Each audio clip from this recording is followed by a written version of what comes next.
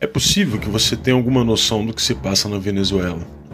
Você provavelmente acredita que por lá existe um poder autocrático, onde o ditador impõe suas determinações por meio de militares ou da justiça devidamente aparelhada.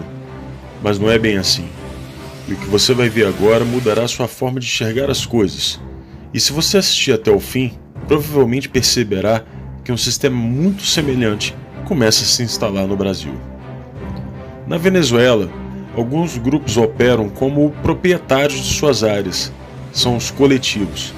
A primeira função do coletivo é defender a Revolução Bolivariana, e para isso eles dispõem de todo tipo de armamento e equipamento necessário para atacar qualquer um que se opõe ao modelo, ou seja, para atacar os reacionários.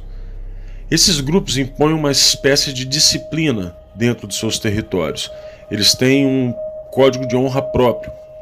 Muitos até se gabam de manter dentro de suas áreas um índice de criminalidade abaixo da média nacional, que por sinal são os piores do mundo, com 70 homicídios a cada 100 mil habitantes. Existem centenas de coletivos, todos eles armados com rifles portáteis, granadas, e 2 deles, os Carapaicos e Tupamaros, receberam treinamento militar dos guerrilheiros das Farc colombiana. Além disso, eles têm relações estreitas com outras gangues paramilitares, como os Los Rastrojos, também da Colômbia, que lhes fornecem armas. Esse grupo colombiano vive em conflito com o Exército de Libertação Nacional da Colômbia, que já se faz presente em 10 estados venezuelanos. O conflito entre essas organizações é uma constante, a disputa por territórios, muito parecido com o que acontece no Brasil. O governo venezuelano sustenta esses grupos por meio de planos sociais, concede recursos para seus projetos culturais e são eles que cuidam da distribuição de alimentos, entre outras benesses, naquele ambiente de fome e miséria.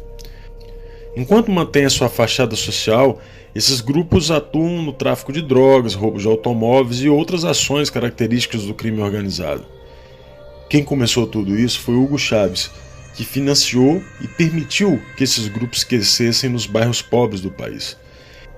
Nicolás Maduro herdou esse sistema, e os grupos que não estão sob seu controle estão sob o controle de 2 figuras sombrias do regime: Diosdado Cabello, acusado de ser um barão do narcotráfico da América Latina, e Fred Bernal, atual chefe nacional dos comitês locais de abastecimento e produção. Desde 2014, esses grupos mantêm uma função de reprimir as mobilizações lado a lado com a polícia militar do chavismo. O número de assassinatos praticados por esses grupos é incalculável. Em entrevista ao New York Times, o criminologista Fermín Marmol Garcia disse que, se a revolução perder a presidência amanhã, os coletivos se tornarão imediatamente uma guerrilha urbana, ou seja, não tem retorno. Os coletivos mais conhecidos são o Movimento Revolucionário de Libertação Carapaica, que usam vestimentas militares e escondem o rosto, e o seu líder é o comandante Murat. Suas armas incluem M4, rifles FAL, e são considerados um dos 2 grupos mais perigosos. O segundo grupo mais perigoso é o La Pedrita, que nasceu em 1985 por Carlos Ramírez Valentim. São responsáveis por inúmeros homicídios. Outro grupo conhecido é os Los Tupamaros, é uma organização de tendência marxista-leninista que herdou o nome do grupo guerrilheiro uruguaio sob o lema Comuna ou Nada. Esse grupo é apontado como o principal repressor dos protestos de oposição ao regime de Maduro. Existe a Coordenadoria Simón Bolívar, que atua em Caracas e se autoproclama um dos coletivos fundadores do regime. O coletivo Alexis Vive é conhecido por suas ações armadas e recentemente atacou as instalações do maior sindicato empresarial do país.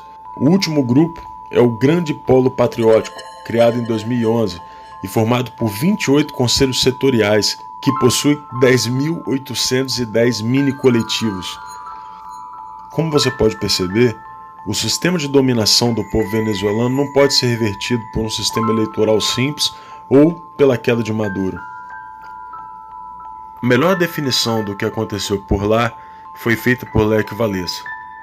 Segundo Walesa, fazer o socialismo é fácil. É como fazer uma sopa de peixe de um aquário. Basta aquecer a água, não precisa nem temperar, as plantas já estão lá dentro. Fazer o contrário, criar uma sociedade livre a partir do comunismo, é como fazer o aquário utilizando uma sopa de peixe. Isso é complicado.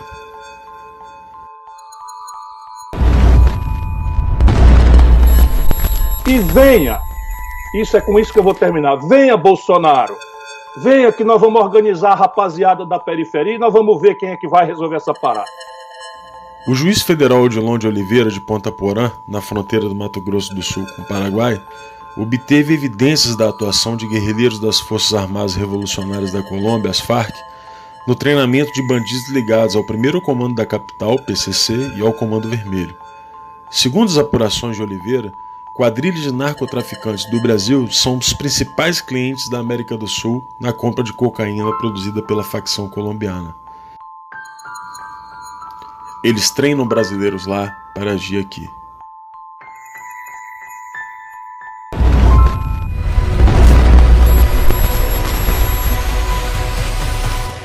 A revolução do lumpenproletariado já está em andamento no Brasil. O lumpenproletariado, esse produto passivo da putrefação das camadas mais baixas da velha sociedade, pode, às vezes, ser arrastado ao movimento por uma revolução proletária. Todavia, suas condições de vida o predispõem a vender-se à reação. Karl Marx. Você consegue se lembrar do Brasil antes de 2002? Pois é, não existiam cracolândias por aqui. A partir da vitória de Lula, a droga derivada da cocaína tomou conta do país, escravizando um número imensurável de brasileiros.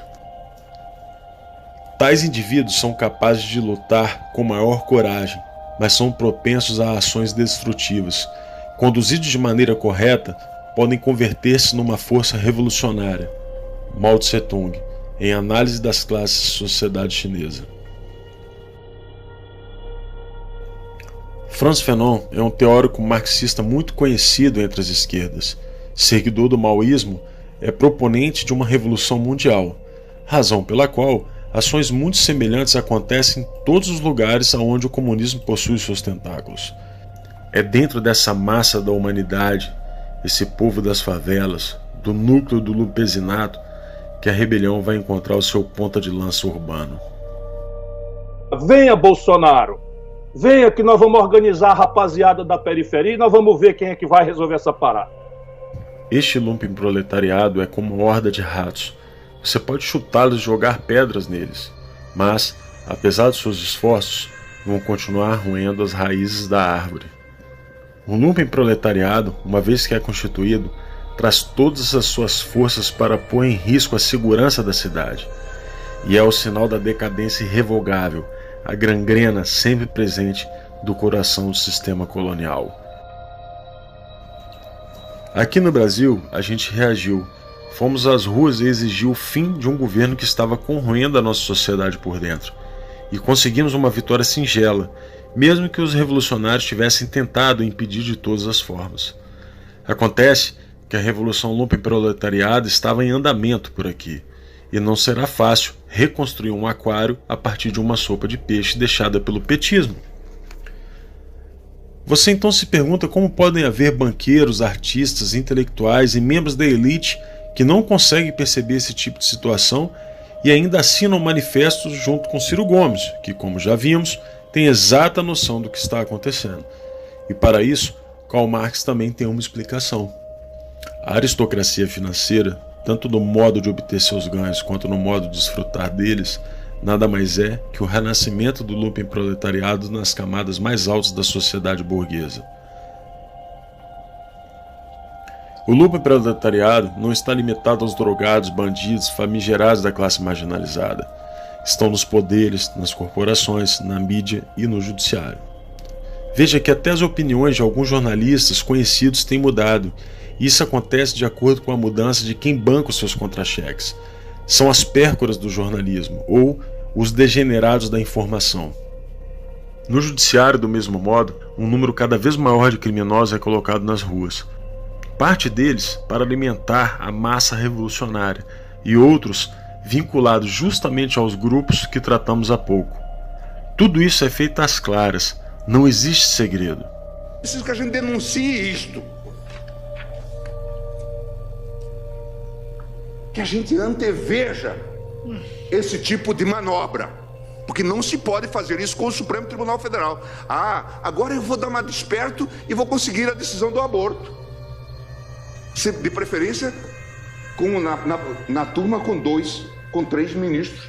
Aí a gente faz um 2-1. E deixa de fora desse seu mau sentimento. Você é uma pessoa horrível. Uma mistura do mal com atraso e pitadas de psicopatia. Isso não tem nada a ver com o que está sendo julgado.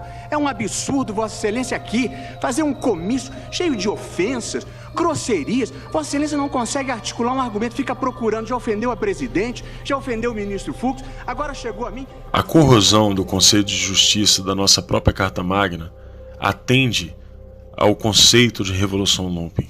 Afinal, a disciplina e os códigos de honra, como já vimos, terão que ser aplicadas por grupos criminosos ao fim da conclusão do processo revolucionário.